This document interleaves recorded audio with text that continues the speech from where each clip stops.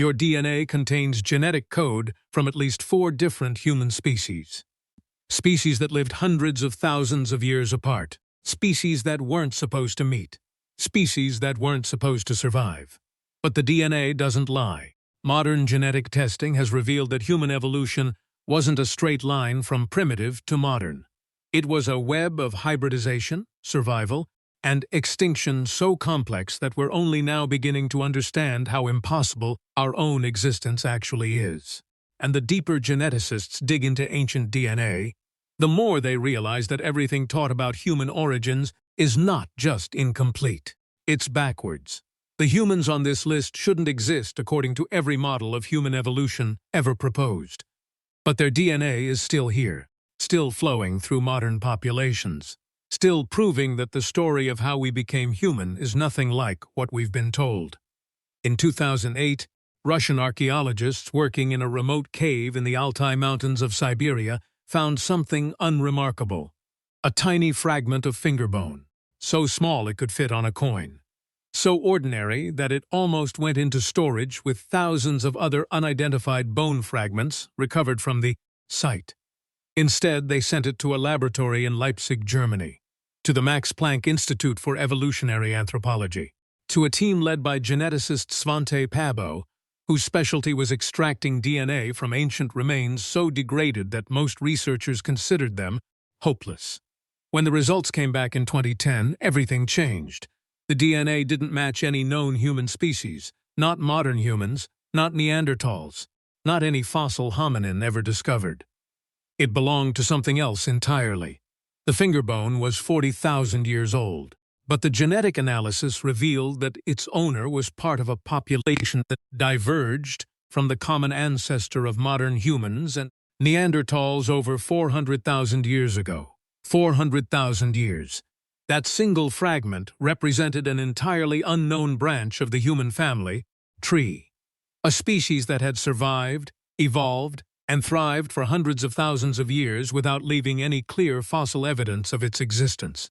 Geneticists call them Denisovans, after the cave where that first fragment was found. But here's what makes the discovery genuinely disturbing. We know almost nothing about them. No complete skeletons. No clear archaeological culture. No tools or art or settlements that can be definitively attributed to them. They exist only as genetic ghosts. DNA signatures preserved in ancient bone fragments and, more unsettling still, in the genomes of people alive today. Because Denisovan DNA didn't disappear when the Denisovans did. It survived, passed down through generations of hybridization with other human populations, carried across tens of thousands of years in bloodlines that had no idea what they were preserving. Modern populations in Melanesia, Australia, and Southeast Asia carry between 3 and 6% Denisovan DNA. 3–6%, that's not contamination. That's not statistical error. That's evidence of extensive interbreeding between Denisovans and the ancestors of modern humans across thousands of years, which means our species didn't replace them. We absorbed them. The implications rewrite the entire narrative of human evolution. For decades, the standard model held that modern humans evolved in Africa around 200,000 years ago, then spread outward in waves, replacing earlier human species like Neanderthals through superior technology and organization. Clean, linear, progressive. The Denisovan discovery shatters that model completely. It reveals human evolution as a complex web of populations mixing, separating, and mixing again across hundreds of thousands of years.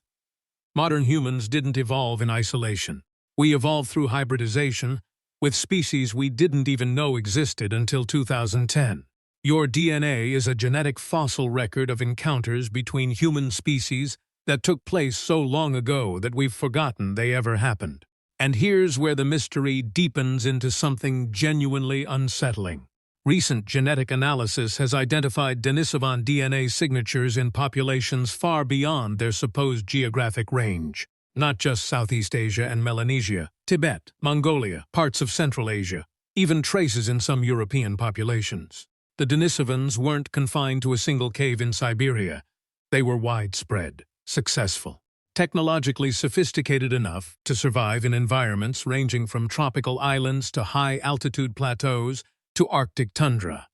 In 2019, researchers identified a Denisovan mandible in a cave on the Tibetan Plateau, 3,280 meters above sea level, dated to at least 160,000 years ago. They were living at altitudes that require specialized physiological adaptations to survive. And genetic analysis of modern Tibetans shows they inherited those high-altitude adaptations directly from Denisovan ancestry. Think about what that means.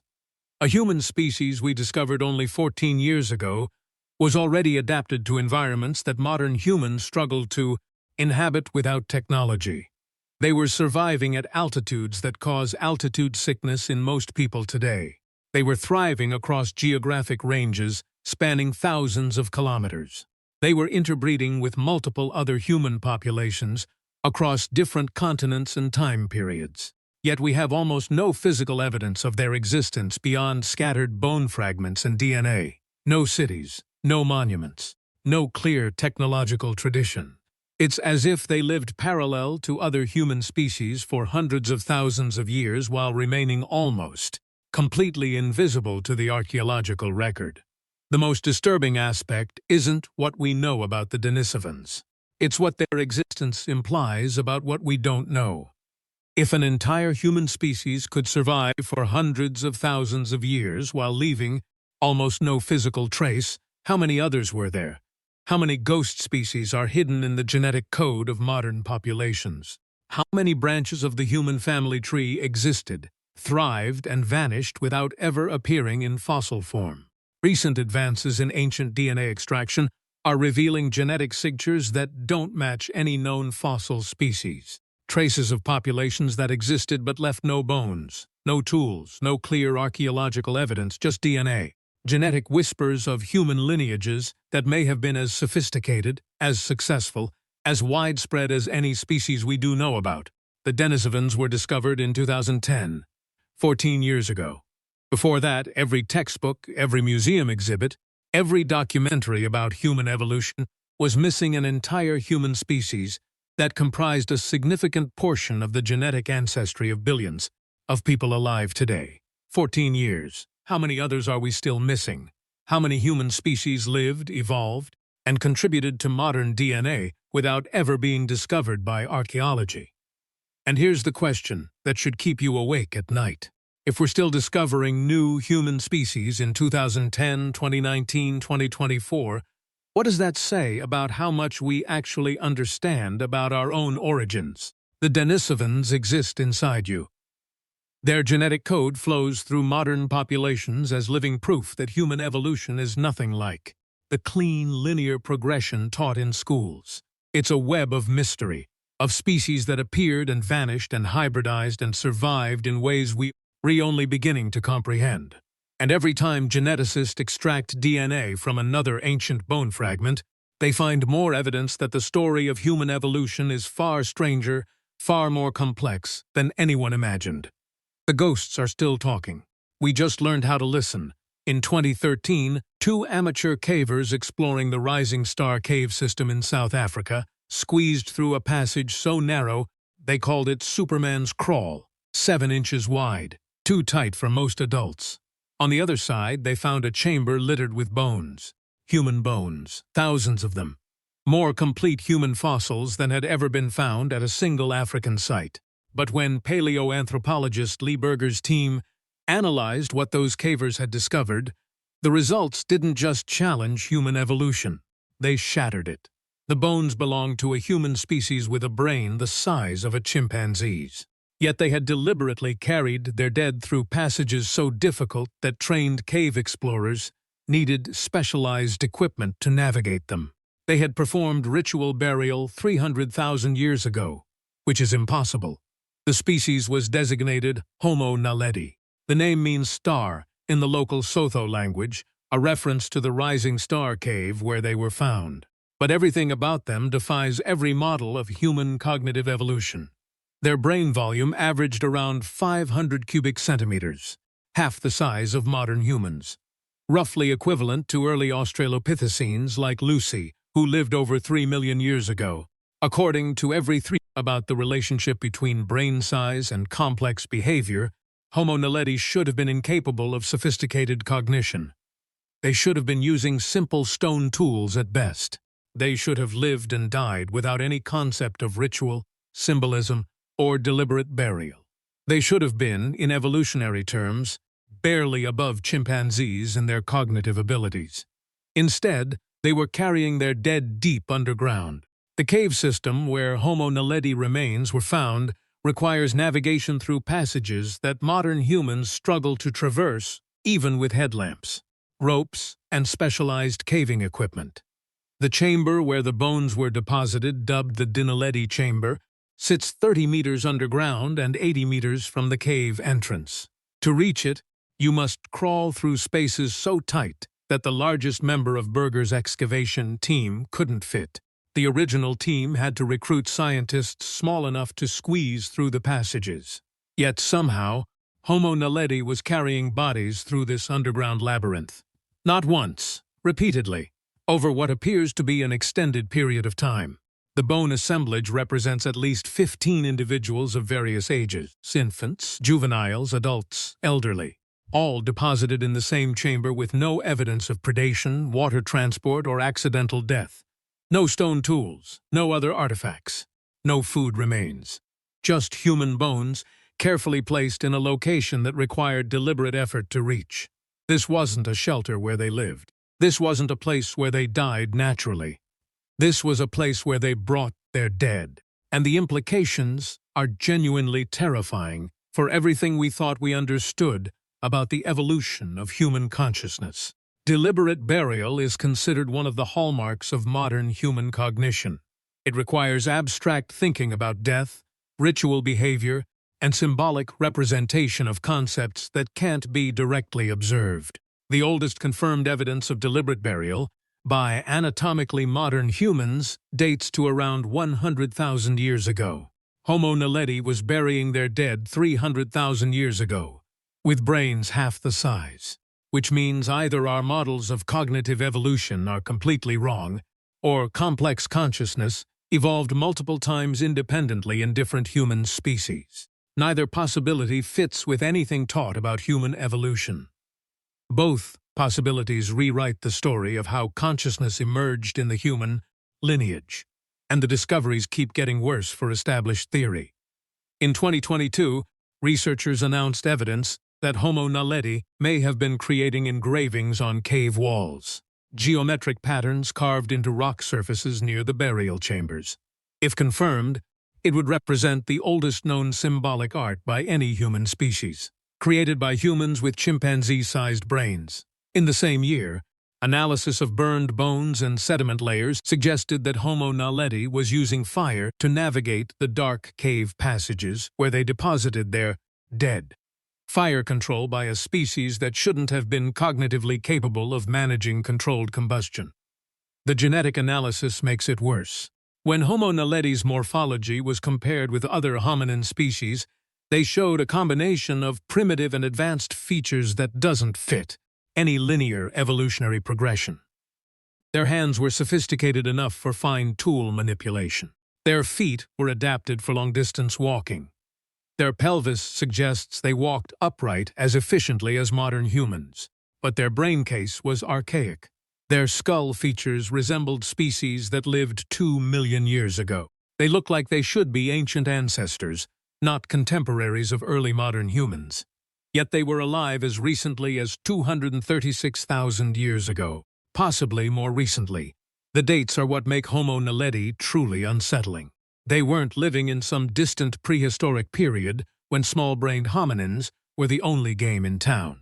They were contemporaries of early Homo sapiens. They may have shared the same landscapes. They may have encountered each other, two human species with vastly different brain sizes, yet apparently similar levels of complex behavior, which means intelligence, consciousness, and sophisticated culture weren't unique achievements of large-brained modern humans. They were emerging independently in multiple human lineages with different evolutionary paths. The story of human exceptionalism collapses. We weren't the chosen species that evolved beyond our primitive ancestors. We were one of several human species that developed complex cognition. The others just didn't survive. But here's what should keep you awake at night. If Homo naledi could perform ritual burial, create symbolic art, and use fire with brain volumes half the size of modern humans, what were they capable of that we haven't found evidence for yet? What other behaviors were they engaging in that don't preserve in the archaeological record? What kinds of social organization, communication, and cultural transmission were they using to coordinate the complex logistics of underground burial? And most disturbing of all, how many other small-brained human species existed alongside our ancestors, developing their own sophisticated cultures and technologies without leaving enough evidence for us to recognize their true capabilities? The Rising Star Cave contains the remains of at least 500 Homo naledi bones. More are being discovered every year, each one a reminder that the evolution of human consciousness is nothing like the simple progression from primitive to modern that we've been taught. Homo naledi shouldn't exist. Their behavior shouldn't be possible. Their timeline doesn't fit with any accepted model. Yet they're down there in the cave, still buried where their own species placed them, still carrying questions we don't know how to answer, still proving that everything we think we know about what it means to be human is probably wrong. In 1933, a Chinese laborer was working on a bridge construction project in Harbin, northeastern China, when Japanese forces invaded the region. He found something in the mud, a skull, massive, heavy, unlike anything he had ever seen. Sensing the Japanese occupation would bring trouble, he made a decision that would hide one of the most important discoveries in human evolution for nearly 90 years. He wrapped the skull and buried it by a well. Then he told no one, not his family, not his co-workers, not the authorities. For decades, that skull remained hidden beneath the ground while World War II raged, the Chinese Civil War erupted, and the Communist Revolution transformed the country above it. The man who found it carried the secret until his deathbed. Only then, in 2018, did he finally tell his grandson where he had buried it. When researchers finally examined what had been hidden for 85 years, they realized they were looking at something that shouldn't exist. The skull was enormous, the largest ever found from any human lineage, nearly 9 inches long, over 6 inches wide. A brain case with a volume of approximately 1,420 cubic centimeters, approaching the upper range of modern human variation. But everything else about it was wrong. The brow ridges were massive, thick, projecting shelves of bone that dwarfed anything seen in modern humans or even Neanderthals. The face was broad and flat, with enormous nasal openings. The jaw was robust enough to accommodate teeth larger than any found in contemporary human populations. It looked ancient, primitive, like something that should have lived 1 million years ago, alongside early human ancestors. But radiocarbon dating placed it at approximately 146,000 years ago, recent enough to have been contemporary with early modern humans, recent enough to challenge every model of human evolution in Asia. Researchers designated it Homo longi, Dragon Man. The name reflects both its discovery location in the Dragon River region of China and its massive, almost mythological proportions. But the genetic analysis revealed something even more disturbing than its size. Phylogenetic reconstruction based on the skull's morphological features suggests that Homo longi may be more closely related to modern humans than Neanderthals are, more closely related, which means the entire family tree of human evolution is wrong. For decades, Neanderthals were considered our closest extinct relatives. The model held that modern humans and Neanderthals shared a common ancestor around 500,000 years ago, then diverged into separate evolutionary paths. Dragon Man shatters that model. If Homo longi is indeed more closely related to us than Neanderthals, it means there was an entirely unknown human lineage evolving in East Asia that contributed more to modern human ancestry than the European lineage everyone focused on. The implications cascade through everything we thought we understood about human evolution. Dragon Man wasn't an isolated individual. The morphological features are so distinct and specialized that they must represent an entire population that evolved separately for hundreds of thousands of years. A population that was living, thriving, and developing its own evolutionary trajectory in East Asia while other human species were evolving in Africa and Europe. We've been teaching human evolution as if it happened primarily in Africa, with occasional migrations into other continents. Dragon Man suggests the opposite, that Asia was a major center of human evolution with lineages as important, as successful, and as closely related to modern humans as anything happening in Africa. But we missed it entirely. For over a century of studying human evolution, we missed an entire continental lineage that may be more closely related to us than the species we've spent decades studying. And the timeline makes it worse. 146,000 years ago places Dragon Man well within the period when anatomically modern humans were already present in Africa. But genetic analysis of modern East Asian populations shows DNA signatures that don't match any known fossil species. Signatures that could represent Dragon Man lineages that survived long enough to hybridize, with modern human populations migrating into Asia. Which means Dragon Man DNA may still exist inside modern Chinese, Mongolian, and other East Asian populations, flowing through bloodlines that have no idea they're carrying genetic material from one of the largest-brained human species ever discovered. The DNA studies are ongoing, but preliminary analysis suggests that modern East Asian populations carry genetic markers that don't appear in African or European lineages, markers that could represent Dragon Man ancestry.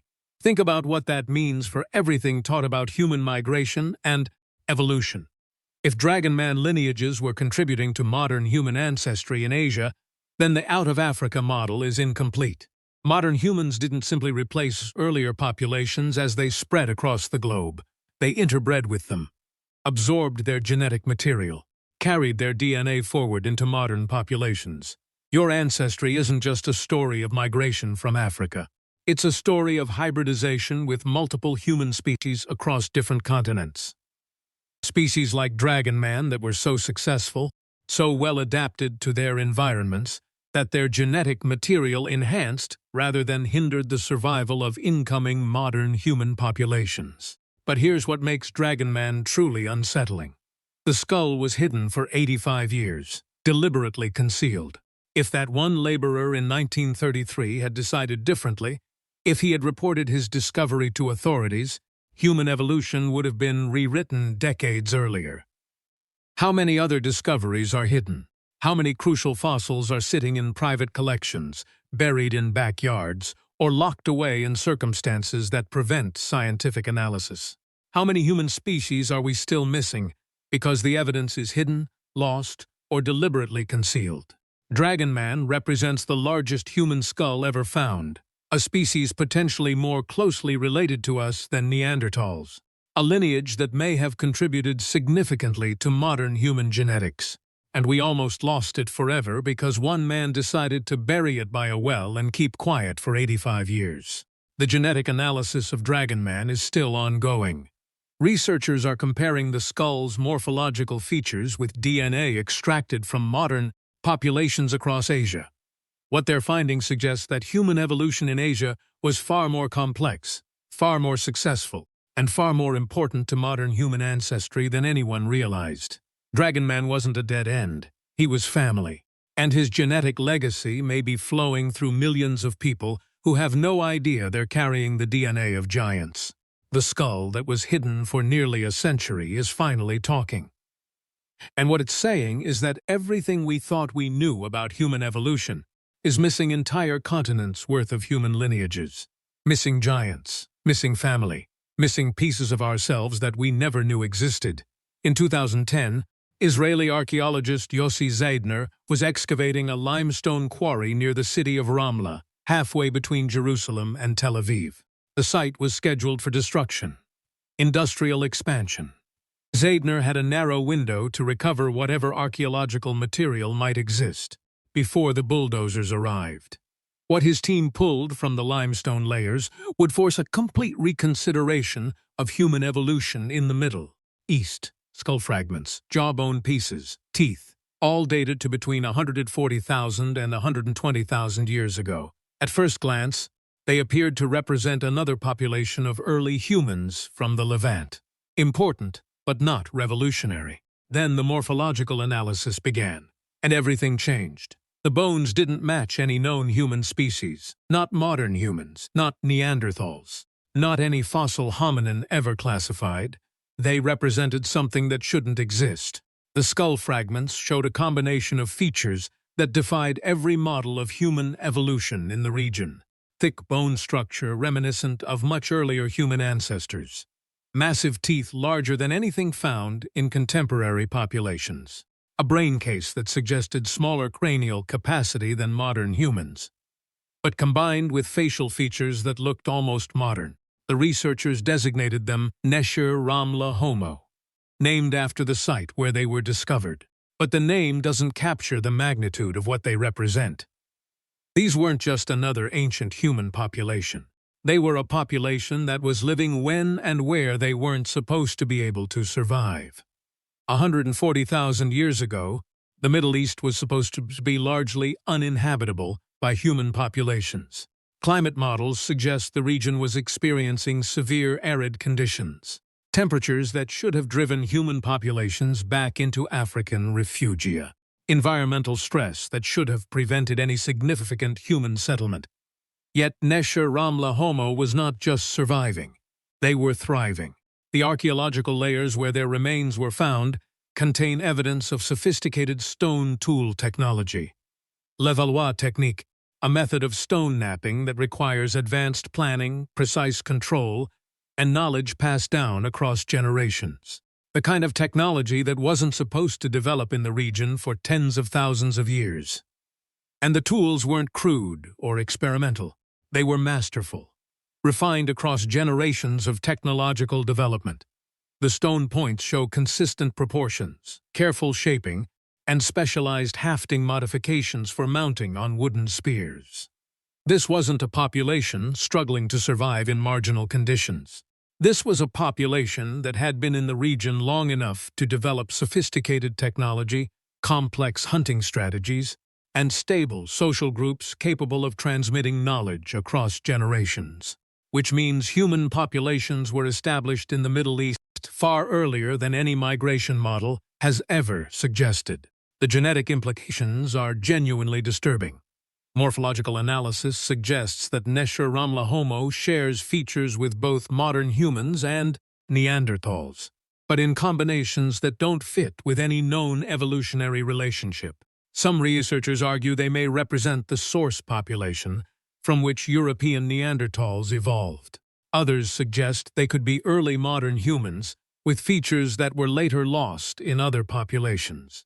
Still others propose they represent an entirely separate human lineage that developed in the Middle East independently. All three possibilities rewrite human evolution. All three possibilities suggest that the Middle East wasn't just a corridor between Africa and Europe. It was a major center of human evolution in its own right. But here's what makes Nesher Ramla Homo truly unsettling. DNA analysis of modern Middle Eastern populations shows genetic signatures that don't match any known ancient human species, markers that could represent Nesher Ramla ancestry. Genetic material from populations that lived 140,000 years ago survived whatever climate catastrophe drove other humans from the region and contributed to modern human ancestry in ways we're only beginning to understand. The preliminary genetic analysis suggests that Nesher Ramla lineages may have been the source population for multiple later human species, not just contributors to modern human ancestry, ancestors, the route from which both modern humans and Neanderthals may have diverged, which would make the Middle East, not Africa, the birthplace of both major human lineages. Think about how completely that rewrites everything. For over a century, human evolution has been taught as an African story, with occasional migrations into other regions.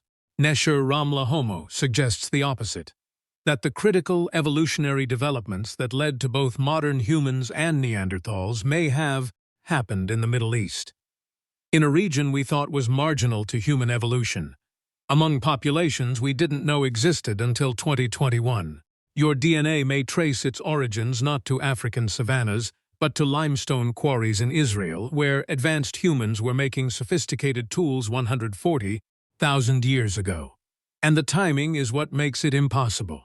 140,000 years ago was supposed to be too early for complex human behavior in the region, too early for advanced tool technology, too early for stable populations. Yet Nesher Ramla Homo was doing all of these things, which means either the climate models are wrong or human populations were far more adaptable than anyone realized. Either way, it suggests that human evolution was happening faster, earlier, and in more places than the accepted models can account for. The site where Nesher Ramla Homo was discovered has been partially destroyed by quarrying operations. How much evidence was lost before archaeologists arrived? How many other sites across the Middle East contain similar evidence but haven't been excavated yet? How many human lineages existed in the region during periods when we assumed it was uninhabitable?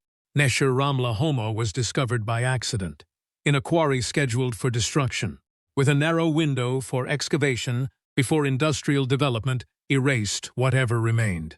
If Yossi Zeidner hadn't been there at exactly the right time, we would have lost this entire human lineage to limestone processing. How many others have we already lost? How many are we losing right now?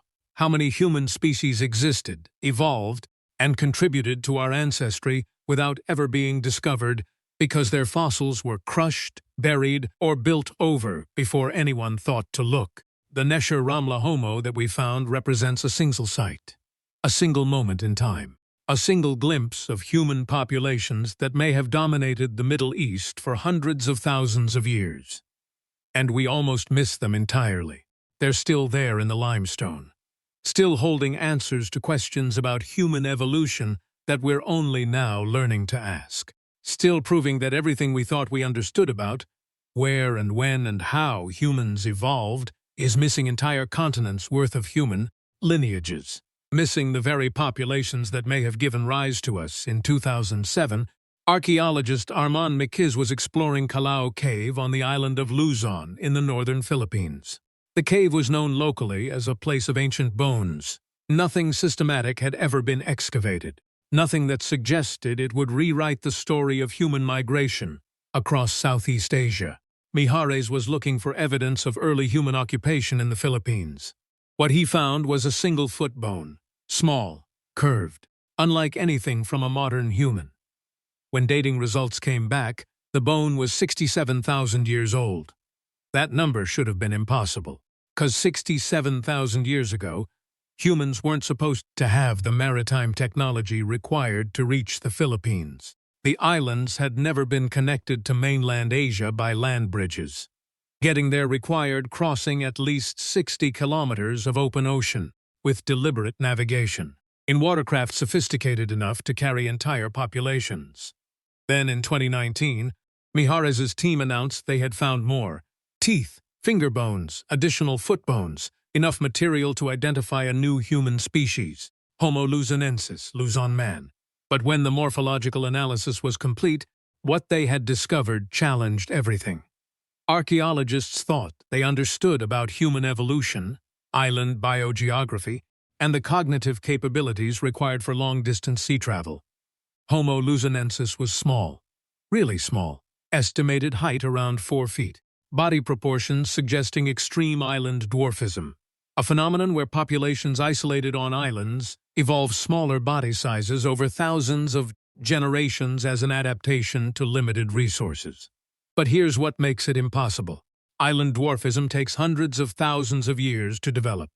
Homo luzonensis was 67,000 years old, which means their ancestors had been on Luzon for long enough to undergo significant evolutionary change, long enough to adapt to island conditions, long enough to evolve into something distinctly different from their mainland relatives.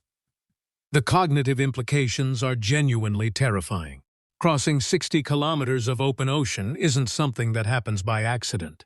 It requires planning, navigation, watercraft construction, understanding of tides, currents, and seasonal weather patterns. Most importantly, it requires the ability to conceptualize destinations that can't be seen from the departure point. You have to believe that land exists beyond the horizon, and you have to be willing to risk everything on that belief. That kind of abstract thinking, long-term planning, and technological sophistication wasn't supposed to exist in human populations 67,000 years ago, especially not in populations small enough and isolated enough to undergo island dwarfism. Yet Homo luzonensis wasn't just surviving on Luzon. They were thriving. The archaeological layers contain evidence of sophisticated stone tool technology, organized hunting, and controlled use of fire. They were processing large game animals, manufacturing specialized tools, maintaining stable populations across thousands of years, and they weren't the only ones.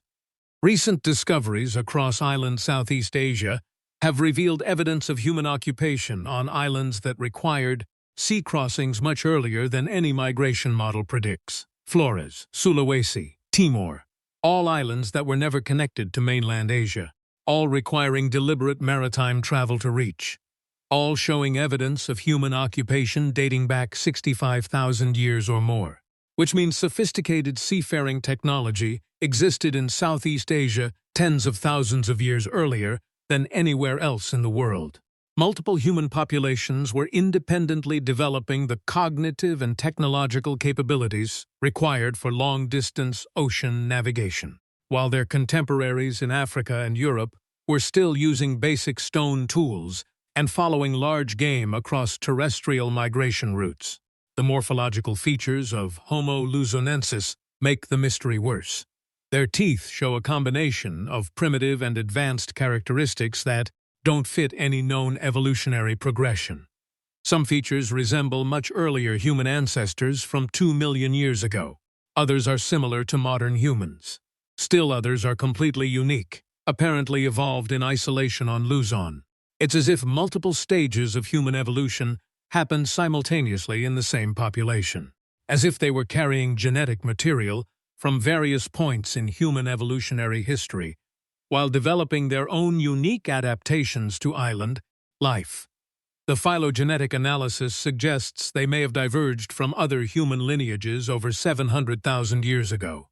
700,000 years, long before modern humans evolved, long before Neanderthals appeared in the fossil record, which means Luzon was occupied by human populations before any of the species we consider advanced even existed. But here's what should genuinely disturb you. If Homo luzonensis reached the Philippines 67,000 years ago after hundreds of thousands of years of prior evolution, when did their ancestors first develop seafaring technology? How long have human populations been crossing open ocean deliberately? What other islands were colonized by human species we haven't discovered yet? The Philippines contain over 7,000 islands. Calao Cave represents one site on one island. If Homo luzonensis was widespread across the archipelago, living and evolving for hundreds of thousands of years, how many other sites contain evidence of their existence? How many islands across Southeast Asia, the Pacific, and the Indian Ocean were home to human populations that we've never found because we assumed they couldn't get there? The tools found alongside Homo luzonensis remains show technological sophistication that wasn't supposed to exist in small, brained, isolated populations. Carefully shaped stone points, specialized cutting implements, evidence of hafting technology for mounting tools on wooden handles. They were manufacturing complex, multi-component tools that required planning, precision, and knowledge passed down across generations. That level of technological sophistication requires social learning, cultural transmission, and stable communities capable of maintaining knowledge over long periods. It requires civilization, on an island, with a population small enough to undergo evolutionary dwarfism, 67,000 years ago, when civilization wasn't supposed to exist anywhere on Earth. The genetic analysis of modern Filipino populations shows DNA signatures that don't match any known mainland Asian lineages, ancient markers that could represent Homo luzonensis ancestry. Genetic material from island-adapted human populations that survived long enough to contribute to modern human ancestry. Which means when anatomically modern humans finally reached the Philippines, they didn't replace the existing populations, they mixed with them, absorbed their genetic material, carried their DNA forward into modern populations. DNA from humans who had been perfecting seafaring technology and island survival for hundreds of thousands of years. Your ancestry may include genetic contributions from 4-foot-tall humans who were crossing open ocean while your African ancestors were still learning to control fire. Kalau Cave is still being excavated. Every season brings new discoveries, more bones, more tools, more evidence that human evolution in Southeast Asia was far more complex, far more advanced, and far more successful than anyone imagined. The cave contains layers spanning hundreds of thousands of years, evidence of continuous human occupation across time frames that encompass multiple ice ages, sea level changes, and volcanic eruptions. Homo luzonensis wasn't a brief experiment in human evolution. They were a success story that lasted longer than modern civilization has existed. And they did it on islands that required maritime technology to reach. Islands that most archaeologists assumed were uninhabitable until a few thousand years ago. Islands that we're now realizing may have been centers of human evolution, rather than marginal environments where evolution stalled. The dwarfs weren't primitive, they were pioneers, and they're still there in the cave, still holding evidence of seafaring technology, island adaptation, and evolutionary success that rewrites everything about human migration and cognitive development, still proving that the story of human evolution is far stranger than anything we've been taught. 10 human populations, 10 different continents, time periods, and genetic lineages. 10 discoveries that prove everything taught about human evolution is wrong. But there's something else, something that connects them all, something that makes the pattern even more disturbing than the individual discoveries. Look at your DNA. Right now, flowing through your bloodstream are genetic sequences from at least 4 different human species. Neanderthal DNA from the Altai Mountains, Denisovan DNA from Siberian caves, modern human DNA from Africa that's 100,000 years older than it should be, and ghost DNA from species that have never been found in fossil form. You are genetically impossible, a hybrid of human lineages that weren't supposed to meet, weren't supposed to survive, weren't supposed to contribute to modern human ancestry. Yet here you are, carrying genetic proof that human evolution was nothing like the simple progression taught in textbooks. And the discoveries are accelerating. Every year, new DNA analysis reveals additional human species that contributed to your genome. Every year, the timeline gets pushed back further. Every year, we realize that human evolution was more complex, more recent, and more interconnected than anyone imagined. In 2010, we discovered the Denisovans. In 2019, we found Dragon Man. In 2021, we identified Nesher Ramla Homo. In 2024, geneticists announced evidence of 3 additional human lineages in modern DNA that don't match any known fossil species. 3 more ghost populations. 3 more human species that existed, interbred, and contributed to your ancestry without leaving any physical remains. The pattern isn't slowing down. It's accelerating, because DNA extraction technology is improving exponentially. Genetic analysis that took months in 2010 now takes hours. Bone fragments that were considered too degraded to analyze are now yielding complete genomes. Ancient DNA is being recovered from sources that were thought impossible just 5 years ago. Soil samples, sediment cores, even cave dust that contains microscopic fragments of human remains. And every new sample reveals more human species, more genetic complexity, more evidence that the story of human evolution is far stranger than anything science has ever imagined. In laboratories around the world right now, researchers are analyzing DNA from human remains that haven't been announced yet. Remains that will push back the timeline of human evolution by another 50,000 years. Genetic evidence of human species that were more intelligent than modern humans. DNA proof of human populations that survived until historical times, before vanishing completely. Ancient genomes that will reveal human species with capabilities we can't even imagine. Because here's what should keep you awake at night. If the Red Deer Cave people survived until 11,000 years ago, what other archaic humans made it almost to recorded history?